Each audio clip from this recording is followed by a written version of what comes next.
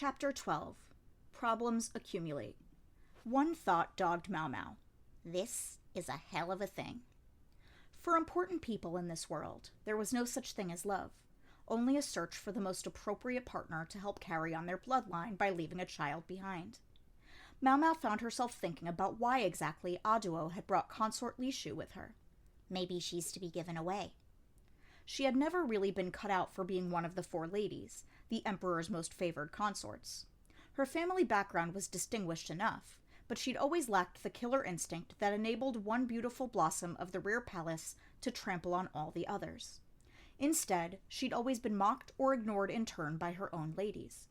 Frankly, she might be happier if the emperor were to give her away in marriage to someone else. The issue was whom the emperor had in mind.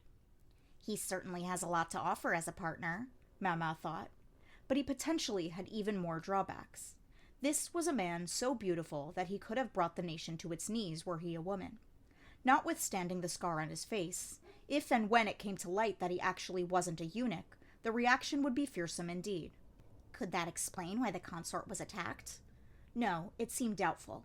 But even as Mau Mau tried to convince herself that wasn't the reason, she quaked to realize how many of the dots it connected. How many lives would the nation-demolishing beauty turn upside down just by his mere existence? In any case, the modus operandi of the bandits who had attacked Aduo's carriage was something new.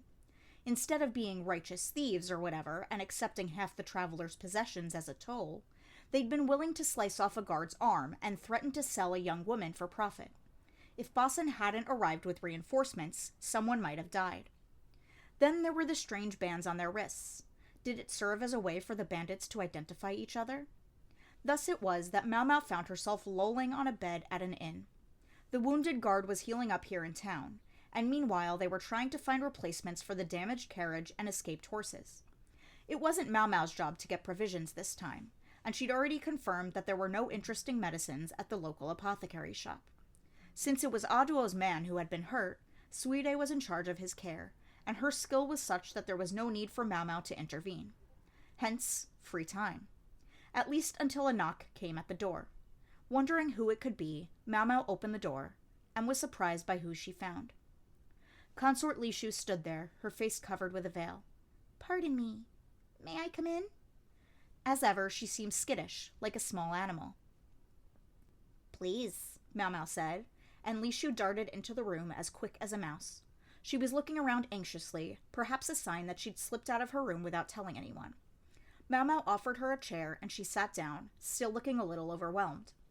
It might have been proper etiquette to offer tea at this point, but if Mau Mau went asking for hot water, it could very well give away that the consort was here.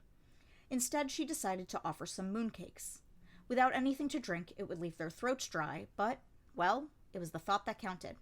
"What's going on? Your ladies-in-waiting are going to get in trouble," Mau Mau said. "Is your usual chief lady-in-waiting with you?" Mau Mau didn't think she had seen her around. Lishu had some ladies, but Mau Mau didn't think she recognized any of them from the rear palace.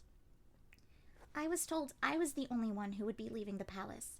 My father assigned the attendants." She spoke softly, but more firmly than Mau Mau had expected. Maybe she was getting used to the young apothecary. Mau Mau had helped her out on more than one occasion, and it hurt a little that Lishu always seemed a bit terrified by her. "What is it you want, then?" Lishu seemed surprised, but Mau Mau knew that if she didn't get her business out of her quickly, it made it all the more likely that they would be found together, and she herself might suffer the consequences. So what was she supposed to do? Maybe a little prompting would help. Lishu was starting to fidget as Mau Mau said, "Are you going to be betrothed to His Majesty's younger brother?" She decided to dive right in. "What? No, nothing's been decided yet." So the matter wasn't settled, but Lishu had heard about it. She also didn't look very happy. What was going on then? "Are you feeling guilty about being attacked by bandits?" "That's not what I'm here to talk about." Lishu wasn't a good liar, not in the least. Maybe she'd recognized one of the attackers. "What then, if I may ask?" The young woman glanced around again. She wasn't a bad consort by any means, but Mau Mau was starting to understand why she'd been so thoroughly bullied. She could do with a bit more gravitas. "Is there a way?" Lishu began. "Is there a way to tell whether a parent and child are really parent and child? What was that supposed to mean? Mau Mau tilted her head slightly, confused. I'm talking about myself and my father. I mean, is it possible to tell whether I'm really the daughter of the man named Uryu? Li Shu looked like she might cry. She could hardly get the words out. Mau Mau didn't say anything at first, but lit some calming incense. It was technically Jinshi's, but he could spare it. Only then did she ask, "What makes you ask that?" She'd heard that Li Shu's mother was dead. Her father, thinking of his daughter as nothing more than a political tool, sent her to the rear palace while she was still hardly more than a girl to please the former emperor. Aduo, then the consort of the heir apparent, had taken Li Shu under her wing and her protection, Mau Mau was sure. Li Shu's brow was knitted and her lips puckered, and she looked more than ever like she might burst into tears. But she somehow managed to hold herself to a few sniffles as she looked at Mau Mau and said, "The truth is, I was never supposed to go back to the rear palace." Forcing the words out, she explained. Even though she'd entered a nunnery after the former emperor passed, her father was still looking for ways to take political advantage of his daughter. At first, she was supposed to be wed to the governor of the south, but the man was old enough to be her grandfather, not to mention he was a lech who may not have been married but kept 10 concubines. Consort Li Shu came from the Wu clan, one of the houses upon which the imperial family had bestowed a family name. However, under the Empress Regnant, the nation moved toward a meritocracy, and the influence of one's family name was greatly lessened. Therefore, a once great family might be willing to use any means to advance itself in the world. "Lady Aduo and His Majesty were the ones who put a stop to that," Li Shu said. Catching rumors of the impending union, they'd interceded on Li Shu's behalf. But then, that, too, could have been part of her father's plan. A betrothal was nearly as official as a wedding, and to break one required a sufficiently weighty reason. It would make a lot of sense, Mau Mau thought. Li Shu didn't measure up to the other high consorts, specifically, less in terms of her appearance than of her intelligence and disposition. Aduo had been faced with a choice.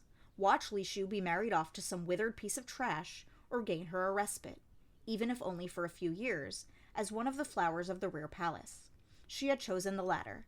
She had chosen a chance at happiness for Li Shu. "I used to be so close to His Majesty that I would sit on his knee," Li Shu said. "Goodness," Mau Mau remarked. That might have been well and good when Li Shu was a little girl, but if she were to do it today, the timorous young lady might simply stop breathing from embarrassment. The world was full of marriages between people of mismatched ages. True, it was typically the man who was older than the woman, but it just wasn't uncommon. Perhaps Aduo had assumed that during her years at the rear palace, Li Shu would grow into more of an adult. Again, as a wife of the man who stood at the top of the country's hierarchy, she would hardly be treated poorly. What did all this have to do with Li Shu's question about determining parentage, though?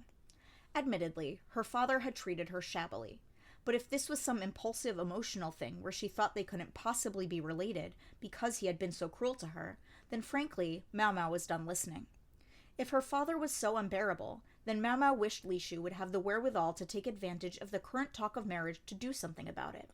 She clearly had a good impression of Jinshi. She'd forever been blushing when he came around at the rear palace. And this when she probably could have attracted just about anyone. "I've heard my own mother was friends with Lady Aduo," Li Shu said. "Is that so?" If Li Shu was a friend's daughter, it would explain Aduo's fondness for her. "I'm told they often had tea parties with His Majesty, the 3 of them." This time, Mau Mau didn't respond at all. "When they married, my father was adopted into my mother's household. I gather she might have become the heir apparent's consort herself, had things gone differently." Mau Mau shook her head and fought the urge to rebut this idea. It struck her as most unlikely. At the time, Aduo had been the consort of the heir apparent, the man who was now the emperor, and she had already been unable to bear children then. The heir had no other consorts, and the former emperor was wasted with illness. If there had been another potential consort back then... "My father had already been adopted by the household at this point. But as for me..." "He didn't see me as his real daughter." "His Majesty's younger brother is a wonderful person. It's just, for me, personally..." She sounded sincere. The consort was just about the age when young women began to fall in love with love. Her saving grace was that at least there were some lines she wouldn't cross. But no. Wait. Li Shu was being too circumspect. Mao Mao had a suspicion about what she was really asking. She's wondering if the Emperor himself might just be her real father. And if so, then marrying Jinshi, the Emperor's younger brother, would be a rather unpleasant prospect. No matter how you looked at it, he would be a couple of branches too close on the family tree. She didn't want to look into this. At the same time, though, she would feel bad telling the consort she couldn't do it. Laboring under some misplaced pride would have been bad enough, but with Mao Mao it was worse. She was curious, too. She contemplated how one might determine whether an alleged parent and child were related. The most obvious method would seem to be to calculate backward from the delivery date. But no, that would be impossible in this case. She couldn't ask Li Shu's father directly, and if she were to raise the subject with the Emperor, her head might soon part ways with her body. If Consort Li Shu had possessed red hair and green eyes like Empress Gyokyo, that would have made things even simpler. Li Shu was pretty, even cute, but she didn't look all that different from the average citizen of Li. Her hair was black and straight, her eyes likewise dark. Mao Mao didn't know what her father Uryu looked like, but it wasn't likely to be distinctive enough to say for certain whether they were related. This was what had brought Mao Mao to a particular room at the inn. There, Suide was preparing medicine, looking grouchy. "What do you want?" she asked. Suide wasn't very friendly, Mao Mao thought, conveniently ignoring her own cold streak. Maybe her thought showed on her face, but naturally, she didn't care. There were 3 patients in the room, the man with the missing arm and 2 others who had been injured. None of them were in danger of their lives, but they would be convalescing for a while. Just the smell of this place is relaxing. The thick stuff Suide was mixing up was probably something intended to prevent festering. She transferred it to a bowl, then removed the patient's dressings as they grimaced. Mao Mao and Suide between them had sewn up the men's wounds, and while it had no doubt been unpleasant, they'd borne it with admirable composure, thanks to which each of them had been stitched up quite neatly. "Have you got any antipyretics?" Suide inquired somewhat briskly as she inspected one of the injuries. "I have the ingredients." "Then give some to me. I don't seem to have quite enough."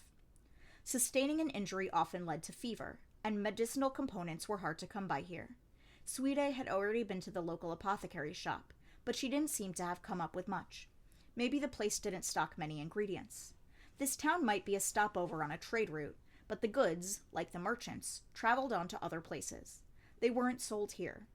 Mao Mao wished that better, cheaper medicine were more widely available. She had left the room to get what Suide needed when she encountered someone wandering down the hallway. "Fine evening to you, young lady," said the guide in his characteristic drawl. "Nothing particularly fine about it," Mao Mao thought. The man rubbed his hands together and looked as bashful as if he were Li Shu herself. "Is everything all right, sir?" "Oh, I just got to wondering how those injured men were holding up. I've got here a right fine draft I thought might be of help." "And how much is this draft?" I meant nothing of the sort, young lady. I don't seek no payment, just thought about how awful it is being hurt like that." This smelled extraordinarily fishy to Mao Mao, but the man was probably just trying to clear his conscience, or cover his neck. After all, he'd been the one who was supposed to see them safely past any bandits, and the guide Aduo had hired had apparently been from the same village as this man. He had also, reports had it, been the first to flee when he realized the bandits weren't the ones he normally dealt with. One of the guards had shouted at him, and that was the moment in which said guard had gotten his arm lopped off. Trust was paramount in the sort of business these men were engaged in. Betrayal by one practitioner could reflect poorly on all the others. "Here, this is it. It were given to me as a painkiller. Do you think it'll work?" The man took out a small pot that contained what looked like brown sugar. Mao Mao snatched it from him, and when she showed it to Suide, she likewise looked very surprised. "How did you get this?" Suide asked, with a hard look at the guide, who quailed at this glare from someone he probably took to be a young man. "Have you ever used it yourself?" Mao Mao added.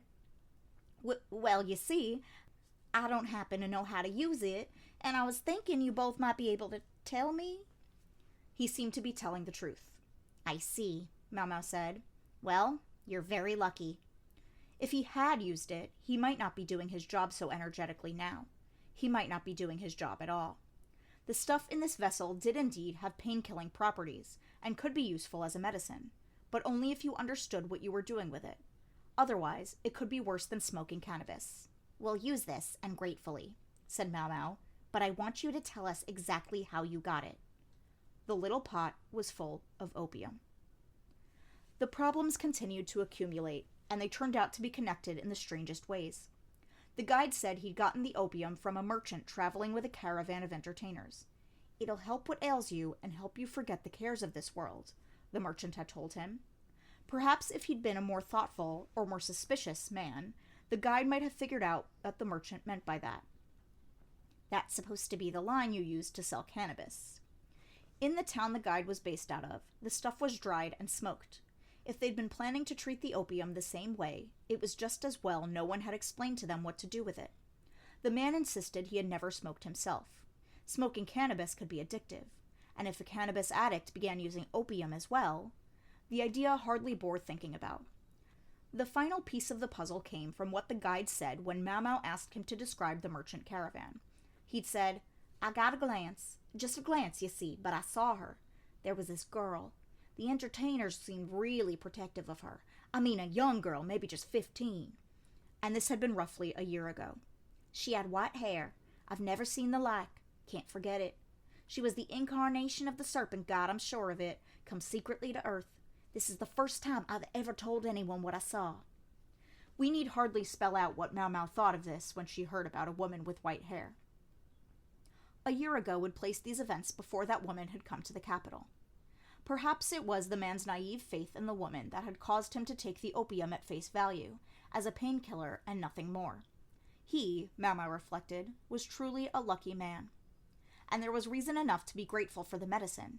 It salved the pain of the injured men. Opium didn't have a particularly long shelf life, and Mau Mau had worried it might not be effective, but it proved otherwise. She felt bad for the guide with his heartfelt beliefs, but she decided to requisition all the opium he had. She paid him for the product, including enough extra that he couldn't complain. As long as we're piling up problems, let's throw on one more. One of the bandits bore a tattoo of a snake, and the bands they all wore around their wrists had initially been white and depicted two snakes in coitus. Unfortunately, despite attempts to get some answers, the men were in no shape to tell them anything. All the bandits were opium addicts.